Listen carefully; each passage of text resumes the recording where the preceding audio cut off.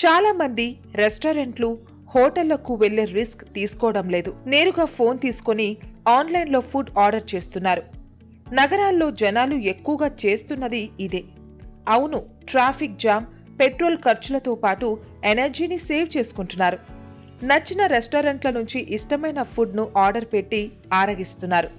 ఇందుకోసం ప్రముఖ online delivery సంస్థలు స్విగ్గీ, జొమాటోలు పనిచేస్తున్నాయి. తాజాగా ఈ రెండు సంస్థలు కిక్కునిచ్చే న్యూస్ చెబుతున్నాయి. ఇక నుంచి ఫుడ్ మాత్రమే కాదు, ఈ యాప్స్ ద్వారా మద్యం కూడా ఆర్డర్ పెట్టుకోవచ్చని తెలుస్తోంది. మద్యం బాబులు ఈ వార్త తెలుసుకుని ఎగిరి గంతేస్తున్నారు. ఎంచక్కా ఇంట్లోనే కూర్చొని హ్యాపీగా తాగొచ్చంటూ సంతోషం వ్యక్తం చేస్తున్నారు. అయితే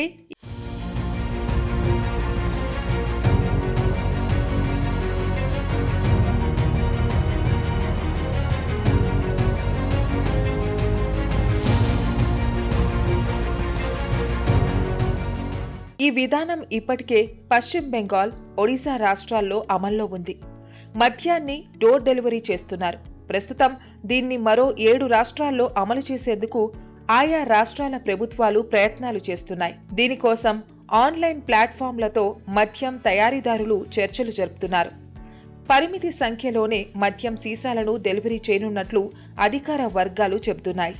త్వరలోనే ఢిల్లీ, కర్ణాటక, తమిళనాడు, కేరళ, హర్యానా, పంజాబ్, గోవా వంటి రాష్ట్రాల్లో పైలట్ ప్రాజెక్టుగా లిక్కర్ డోర్ డెలివరీ విధానాన్ని అమలు చేయాలని ప్రయత్నాలు చేస్తున్నారు. ఈ మేరకు జాతీయ మీడియా కథనాలు వెల్లడించాయి. లాభ నష్టాలపై ఓ అంచనాకు వచ్చాక త్వరలోనే నిర్ణయం తీసుకోబోతున్నారని తెలుస్తోంది.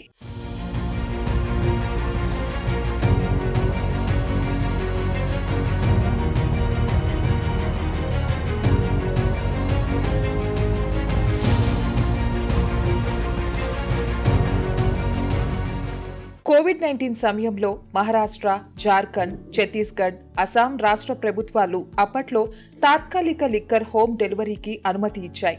అయితే వైరస్ వ్యాప్తి క్రమంగా తగ్గగా తిరిగి ఈ విధానాన్ని నిషేధించాయి. కానీ బెంగాల్, ఒడిశాలో మాత్రం లిక్కర్ డోర్ డెలివరీ కొనసాగుతూ వస్తోంది.